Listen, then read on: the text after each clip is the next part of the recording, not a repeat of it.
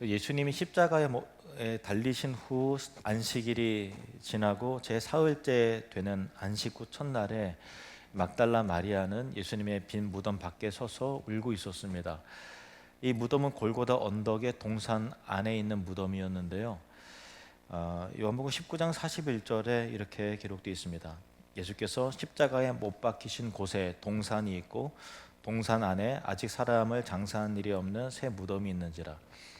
요한복음의 기자인 요한이 이제 굳이 이 무덤이 동산에 있었다고 이게 말하는 그 이유가 과연 뭐겠습니까?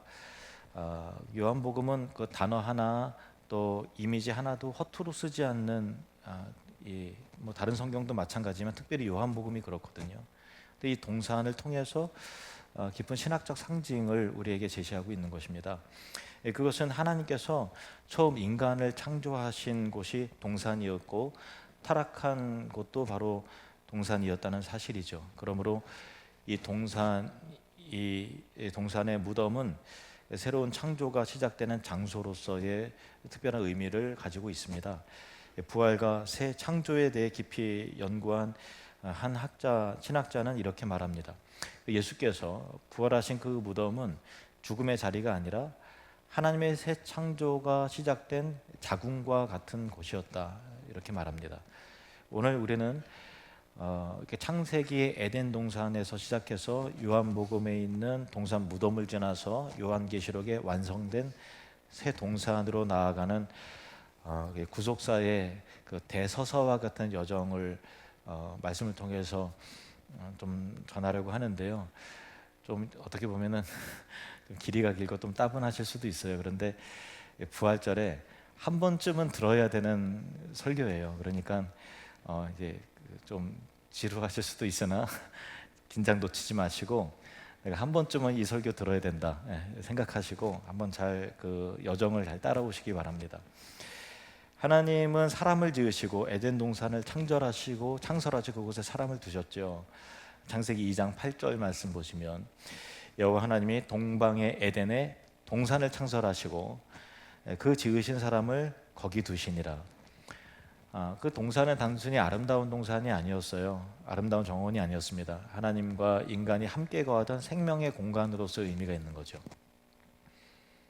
하나님 그곳에서 사람의 이름을 부르시고 또 사람들을 응답하면서 하나님의 임재를 누리고 또 함께 동산을 거닐면서 예배하고 찬미하고 깊은 교제가 그 동산 안에 있었습니다.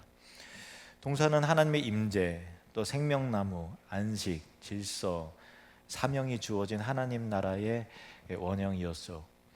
그리고 최초의 사람이었던 아담은 그 모든 동산을 하나님의 뜻에 따라서 다스리는 거죠. 동물들의 이름을 각각 부르고 돌보며 관리하는 동산지기로서의 사명이 그에게 있었던 것입니다.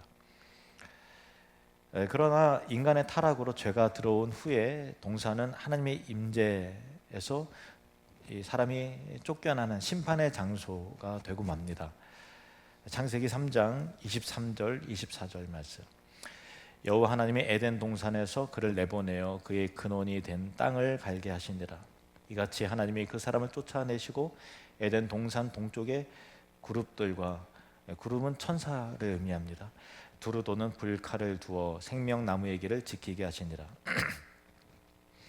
하나님은 동산의 문을 닫으셨고요, 그 생명나무가 있는 길을 차단하면서 천사를 통해서 명해서 이 두루 도는 화염검 불칼을 두고서 이 진입하지 못하도록 그 길을, 동산의 길을 차단하신 거죠. 그래서 동산지기였던 아담은 추방당해서 동산 밖에서 방황하면서 사는 거죠. 동산의 관점에서 본다면 인간의 타락은 동산에서 하나님의 아름다운 교제, 또 하나님의 대리자로서의 동산지기의 사명을 상실한 사건이었다라는 것입니다. 요한복음의 기자는 분명히 말하는 거죠. 요한복음 19장 41절에 예수께서 십자가에 못 박히신 곳에 동산이 있고 동산 안에 아직 사람을 장사한 일이 없는 새 무덤이 있는지라, 이렇게 언급하고 있어요. 예수께서 십자가에 못 박히신 곳에 동산이 있었다라고 하는 것은 구속사적인 의미에서 보면 굉장히 뭐가 있구나라고 하는 그 기대감을 갖게 하는 특별한 단어입니다. 동산 안에 아직 사람을 장사한 일이 없는 새 무덤이 있었다는 건데요. 예수님은 공동묘지에 묻히지 않으셨습니다. 새 무덤이었다는 것이죠. 그런데 요한은 그냥 새 무덤이라고 말하지 않고 아직 사람이 장사된 일이 없는 그런 새 무덤이라고 굳이 강조합니다. 그거 왜일까요? 이 무덤에는 죽음의 흔적이 전혀 없었다는 것이죠. 흔히 묘지는 죽음과 부패의 상징이잖아요. 그러나 예수님이 누우신 무덤은 죽음의 냄새가 전혀 없는 완전히 새롭고 깨끗한 무덤이었다는 것입니다. 그리고 한 가지 더 깊이 묵상해야 될 것이 있는데요. 이 무덤은 흙을 파낸 구덩이가 아니었다는 거예요. 마태복음 27장 60절에 바위 속에 판 새 무덤 이렇게 돼 있잖아요. 이 무덤은 흙을 파낸 구덩이 형태가 아니라 바위를 쪼개고 파낸 참 일반적이지 않은 그런 무덤이었습니다. 그 흙은 어떤 것인가 하면요, 흙은 모든 인생이 결국 부패해서 돌아가는 곳이잖아요. 창세기 하나님께서 인간이 타락한 이후에 너는 흙에서부터 나왔으니 흙으로 돌아갈지라 그렇게 저주와 심판을 명하셨어요.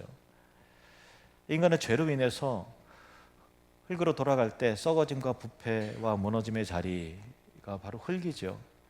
그래서 인간을 포함한 모든 생명체가 죽은 자리이고 썩고 부패한 흔적이 있는 곳이잖아요.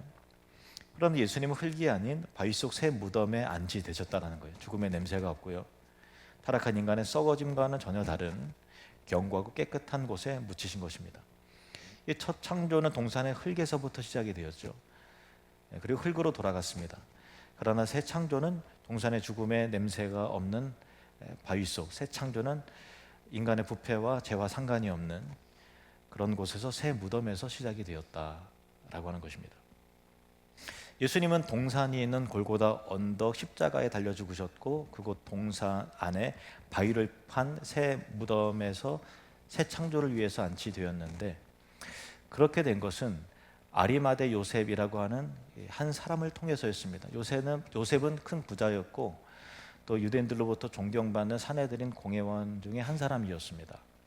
그는 하나님의 나라를 기다리며 소망하는 사람이었는데 예수님을 죽이기로 결의한 다른 산헤드린 공회원들과는 달리 그 결정에 찬성하지 않았습니다. 아리마대 요셉은 멀리서 예수님을 믿고 따르는 제자였어요. 예수님의 말씀을 전하시고 기적을 베푸시고 할 때 멀찍이 자기 신분이 있으니까 가까이 나가지 못하고 멀찍이 그 소식을 듣고 말씀을 전해 들으면서 주님이 메시아인가 하고서 관심을 갖고 어느샌가부터 그 마음 안에 이 믿음이 있었던 거죠. 공개적으로 신앙을 드러내기에는 굉장히 부담스럽고 두려운 위치에 있었던 것은 사실입니다. 산헤드린 일원으로서 자칫 잘못하면 자신의 신분과 명예를 한꺼번에 잃어버릴 수 있고 또 더 나아가 생명까지도 잃을 수 있는 그런 위험, 부담이 있었던 사람이었습니다. 하지만 그가 새롭게 결단하게 된 계기가 있었는데 그것은 예수님의 십자가의 죽으심이었습니다. 요한복음 19장 38절 말씀 보시면 아리마대 사람 요셉은 예수의 제자이나 유대인이 두려워 그것을 숨기더니 이 일 후에 빌라도에게 예수의 시체를 가져가기를 구하매 빌라도가 허락하는지라 이에 가서 예수의 시체를 가져가니라. 이 요셉에게 이 일, 즉 예수님의 십자가에 죽으신 그 사건은 새로운 용기와 믿음의 결단을 이끌었다는 거예요. 예수님의 십자가 사건 자체가 주는 메시지가 그에게 있었겠죠.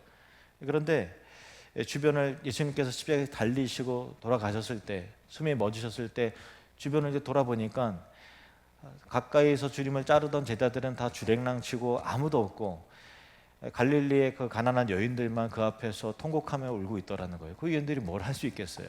아무도 없는 거예요. 그러니까 이게 참 답답한 거죠. 예수님의 시신을 걷어서 장례를 치러야 되는데 자기 할 수 있는 사람은 자기밖에 없는 거예요. 그리고 자기는 공개적으로 드러난 제자도 아닌데요.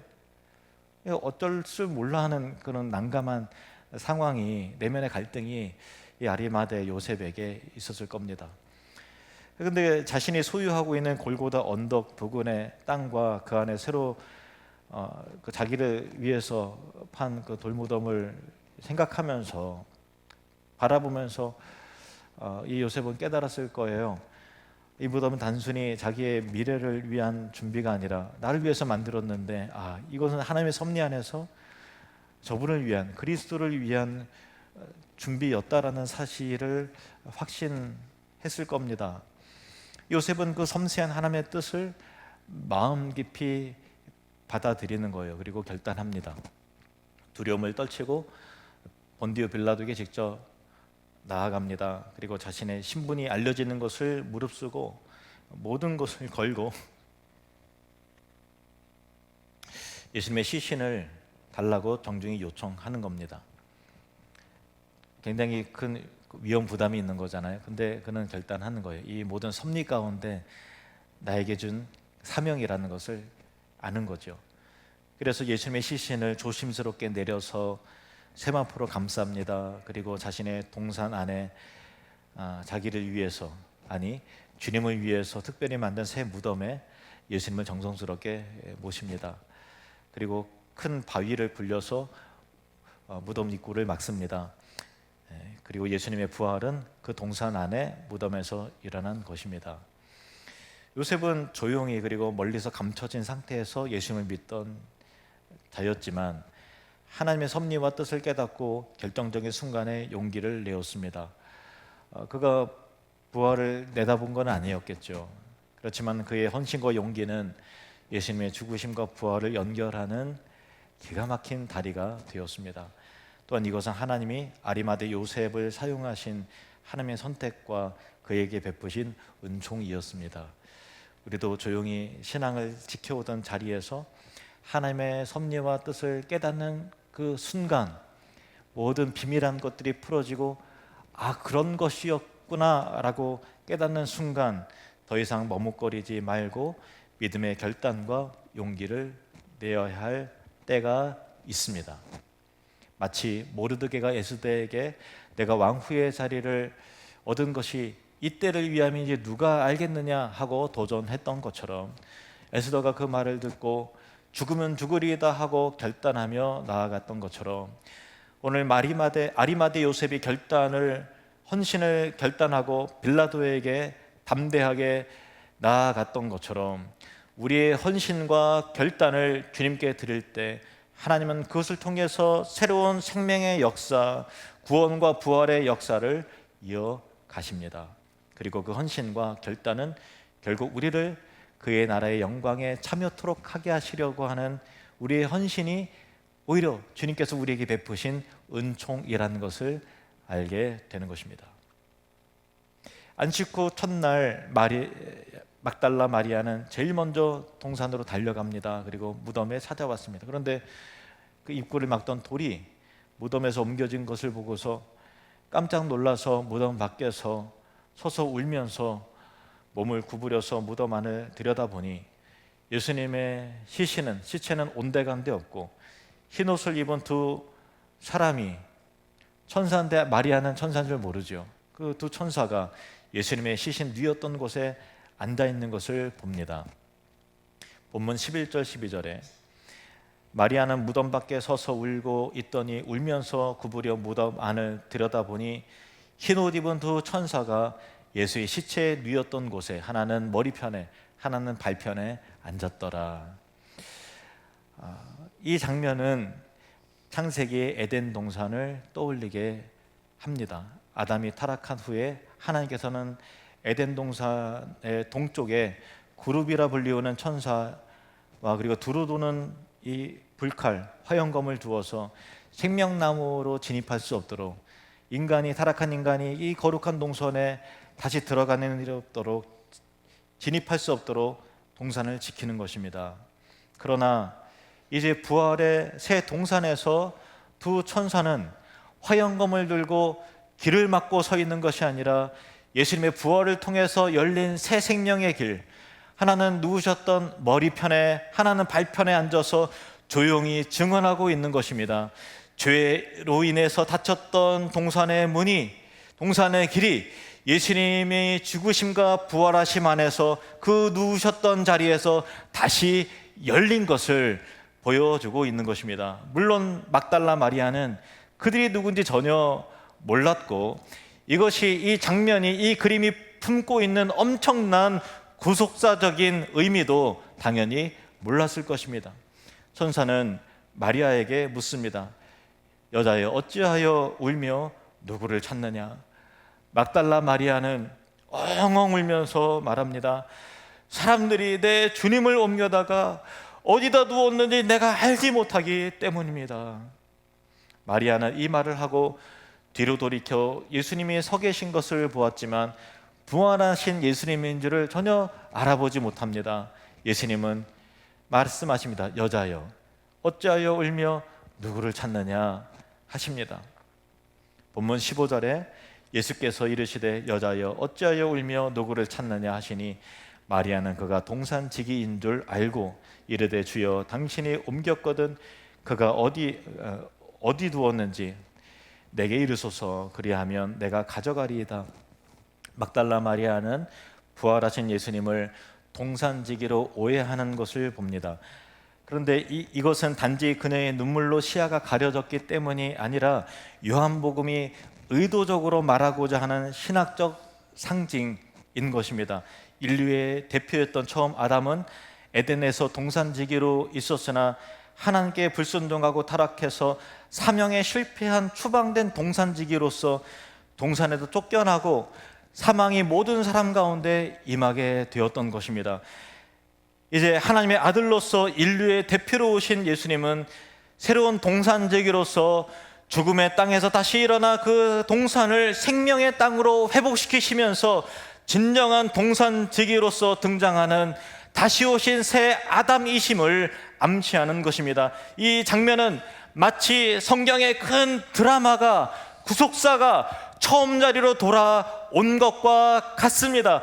죄로 인해 쫓겨났던 그 동산에서 이제 다시 생명이 싹트고 우리의 삶이 시작되고 깨어졌던 하나님과의 관계가 회복되고 하나님과의 만남이 이루어지는 것입니다. 첫 아담의 불순종과 실패로 인해서 모든 사람이 죽게 되었으나 새 아담의 순종과 우리를 대신하여 죽으심과 부활하심을 통해서 모든 사람이 이제 다시 삶을 얻게 된 것이고 동산으로 나아가는 그 구속의 길이 활짝 열린 것입니다. 이것은 아주 중요한 신학적 내용입니다. 고린도전서 5장 20절에서 22절 말씀. 그러나 이제 그리스도께서 죽은 자 가운데서 다시 살아나사 잠자는 자들의 첫 열매가 되셨도다. 사망이 한 사람 아담으로 말미암았으니 죽은 자의 부활도 한 사람 다시 오신 그 아담 그리스도로 말미암는도다. 22절에 우리 같이 읽겠습니다. 시작. 아담 안에서 모든 사람이 죽은 것 같이 그리스도 안에서 모든 사람이 삶을 얻으리라. 이것이 부활절입니다. 로마서 5장 12절에서 14절 말씀. 그러므로 한 사람으로 말미암아 죄가 세상에 들어오고 죄로 말미암아 사망이 들어왔나니 이와 같이 모든 사람이 죄를 지었으므로 사망이 모든 사람에게 이르렀느니라. 얼마나 큰 비극입니까?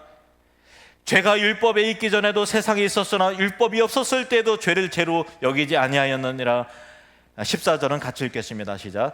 그러나 아담으로부터 모세까지 아담의 범죄와 같은 죄를 짓지 아니한 자들에게도 사망의 왕노릇하였나니 아담은 오실 자의 모형이라. 로마서 5장 17절에서 18절 말씀 같이 읽겠습니다. 시작. 한 사람의 범죄로 말미암아 사망이 그 한 사람을 통하여 왕노릇하였은즉 더욱 은혜와 의의 선물을 넘치게 받은 자들인 한 분 예수 그리스도를 통하여 생명 안에서 왕노릇하리로다. 그런즉 한 범죄로 많은 사람이 정죄에 이른 것 같이 한 의로운 행위로 말미암아 많은 사람이 의롭다 하심을 받아 생명에 이르렀느니라. 아멘. 이것이 부활절입니다. 첫 창조가 동산의 흙에서 시작되었다면 새 창조는 동산의 죽음과 썩음과 부패함과 죄의 냄새가 전혀 없는, 죄와 맞닿아 있지 않은 바위를 판 새 무덤으로부터 시작이 된 것입니다. 예수님의 무덤은 끝이 아니라 그러므로 새 창조의 출발점이었습니다. 그런데 여기서 우리는 한 가지 중요한 사실을 더 묵상하게 됩니다.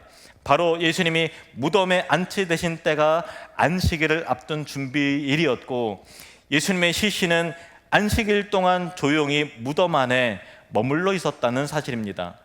누가복음 23장 54절 말씀, 이 날은 준비일이요 안식일이 거의 되었더라. 이건 단순히 시간에 대한 정보가 아니죠. 성경은 안식일이라는 단어를 통해서 새 창조를 위한 거룩한 쉼이 있었다라는 것을 상징적으로 보여줍니다. 창세기에서 하나님은 제6일 동안 6날 동안 세상을 창조하시고 7째 날에 안식하셨잖아요. 근데 그 안식은 힘들어서 쉬신 것이 아니라 창조의 완성을 기뻐하는 하나님의 거룩한 쉼이었던 것입니다. 출애굽기에서 십계명을 이스라엘 백성들에게 언약을 체결하면서 말씀하실 때 안식일을 지키라고 하셨을 때는 그 안식일이 창조를 기념하는 날로 삼게 하셨습니다. 그런데 신명기에서는 안식일을 구원의 날로 기념하여 다시 지키라고 다시 해석하는 것을 말씀하는 것을 봅니다. 신명기 5장 15절 말씀, 너는 기억하라. 내가 애굽 땅에서 종이 되었더니 내 하나님 여호와가 강한 손과 편팔로 거기서 너를 인도하여 내었나니 그러므로 내 하나님 여호와가 내게 명령하여 안식일을 지키라 하였느니라. 애굽 땅에서 구원받았으니 너희는 안식일을 지키라, 그렇게 말씀하시는 거예요. 출애굽기에서의 십계명에서는 내가 이 세상을 6일 동안 창조하였으니 제7일에 너는 안식할 것이라, 창조를 기억하여 안식하라 하셨고, 신명기에서는 내가 너희를 구원했으니 안식해라 말씀하셨습니다. 그러니까 안식일은 창조와 구원이 개념이 같이 있는 것이죠. 창조와 구원, 그것은 새 창조입니다. 예수님은 십자가에서 다 이루셨다고 외치셨고 무덤 안에서 안식일 하루 동안 쉼을 가지셨습니다. 이 쉼은 단순한 침묵이 아니었고요, 완성된 구속사역을 기뻐하는 하나님의 거룩한 안식, 그리고 부활을 위한 새 창조의 숨 고르기였습니다. 십자가에서 모든 죄의 값을 치르시고 무덤에서 안식하신 예수님은 이제 부활로서 새로운 창조의 첫날을 준비를 하신 것입니다. 예수님은 안식일을 마치시고 안식 후 첫날, 바로 새 창조의 첫 아침에 부활하셨습니다. 바로 오늘입니다. 하나님이 세상을 창조하시고 쉬셨던 그 안식이 이제 그리스도의 부활로 완전하게 이루어진 것입니다.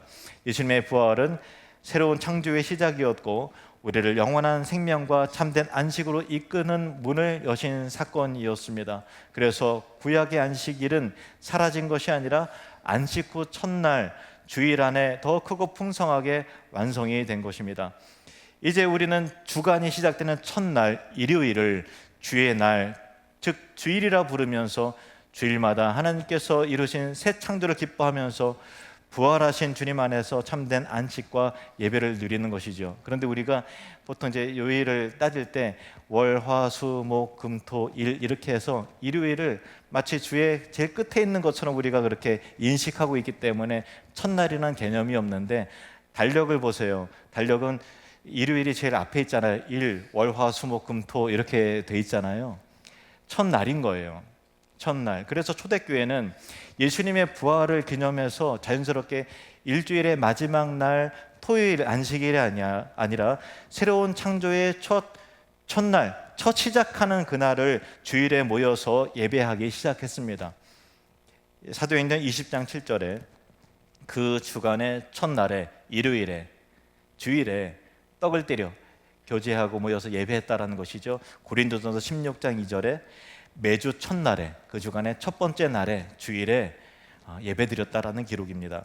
그래서 주일은 단순히 요일이 바뀐 것이 아니라 구약의 안식일이 창조를 기념하는 쉼이었다면, 주일은 부활과 구원을 기념하는 새 창조의 예배의 날이 된 것입니다. 그러므로 오늘 이 주일에 우리가 이 자리에 모여서 예배드리는 것도 단순히 한 주를 시작하는 행사가 아니라 새 창조에 참여한 부활 백성으로서 하나님께 드리는 거룩한 응답인 것입니다. 부활하신 예수님은 마리아의 이름을 부르십니다. 16절 말씀, 예수께서 마리아야 하시거늘 마리아가 돌이켜 히브리 말로 라보니 하니 이는 선생님이라는 말이라. 마리아야.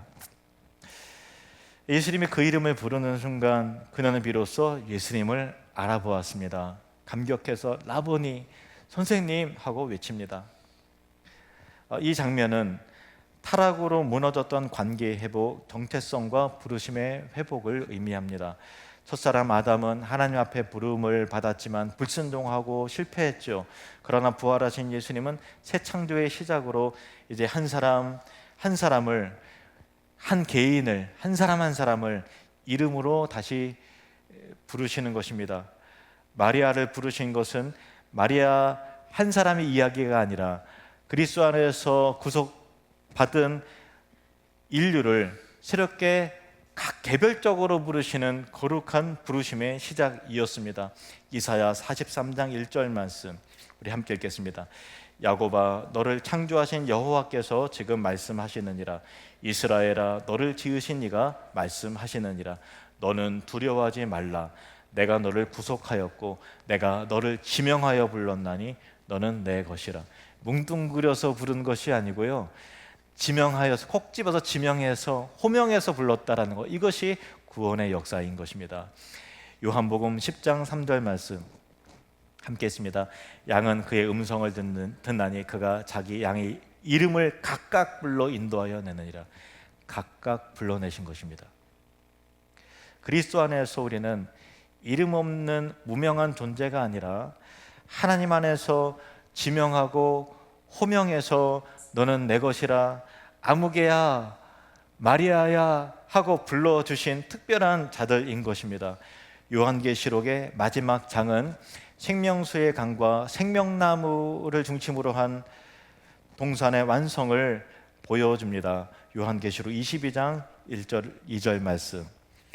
또 그가 수정같이 맑은 생명수의 강을 내게 보이니 하나님과 및 어린 양의 보좌로부터 나와서 길 가운데로 흐르더라.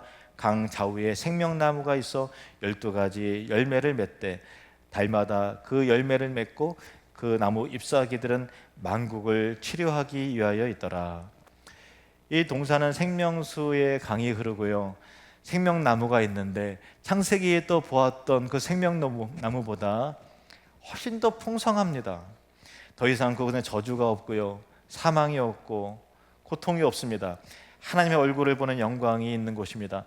에덴에서 잃어버린 모든 것이 이 새로운 동산에서 다시 회복되는 것인데, 원상 복귀의 수준이 아니라 죄와 죽음이 완전히 제거가 되고 다시는 타락이 없고 다시는 갈등이 없고 하나님의 영광과 그 은혜가 충만한 최종적이며 영화로운 완성으로서의 새 동산인 것입니다.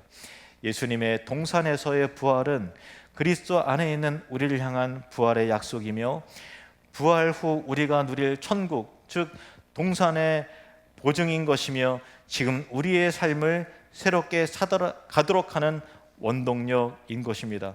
부활하신 예수님은 우리를 이 동산의 시민으로 초청하여 부르시는 것입니다. 성경은 동산에서 시작된 이야기입니다. 그리고 성경은 동산의 회복과 완성으로 마무리됩니다. 동산의 흙으로 빚어졌던 인간이 죄를 지어 흙으로 돌아갔지만 예수님께서는 돌아가셨지만 흙으로 돌아가지 않았습니다. 그것이 죄인된 인간과의 구별점이고 차이점이었던 것입니다. 이를 위해서 예수님은 십자가와 부활은 동산에서 이루어졌고 동산으로 묻히셨고 막달라 마리아를 통해서 새로운 동산지기인 부활하신 그리스도를 보게 하십니다. 예수님은 십자가와 부활로 죄로 인해 막혀 있었던 동산의 문을 다시 여시는 것입니다. 그 동산의 문이 열렸음을 검을 내려놓고, 두루도는 화영검을 내려놓고 예수님이 누우셨던 곳에 앉아 있었던 두 천사가 증언하는 것입니다. 그 새로운 동산의 문은 오늘 우리에게도 활짝 열려 있습니다. 예수님은 오늘도 우리 각자의 이름을 부르고 계시죠. 마리아야, 요하나, 철수야, 김아무개야, 사랑하는 내 아들아, 저와 여러분이 그 부르심에 응답하기를 원합니다. 또한 예수님의 부활은 오늘 우리의 일상 속 가정과 일터와 학교와 교회를 새롭고 거룩한 작은 동산이 되도록 하게 하는 것입니다. 부활하신 주님께서 다시 열어주신 그 동산의 문 안에서 우리는 하나님의 임재와 생명을 누리며 살아가는 것이죠. 하나님께서 다스리는 그곳, 우리의 삶의 작은 동산을 지금 여기에서 가꾸어 가는 것이 부활 백성의 부르심과 사명인 것입니다. 그래서 우리는 단순히 이 땅을 지나가는 나그네로서 살아가는 것이 아니라 이미 시작된 새 창조의 동산을 맡아 돌보는 동산지기로서의 삶이 있는 것입니다. 완성될 새하늘과 새 땅을 바라보면서 오늘 우리의 삶의 자리에서 믿음과 사랑과 질서 안에 거룩한 비전 가운데 여러분의 가정을 그리스도의 사랑으로 가득 채워나가는 작은 동산으로 만들어내시기를, 여러분의 일터가 작은 동산 되시기를 주님의 이름으로 축복합니다. 그리하여 주님 다시 오시는 날 완성된 새 동산에서 주님과 함께 영원히 거하게 될 것입니다. 마라나타, 아멘. 주 예수여 속히 오시옵소서.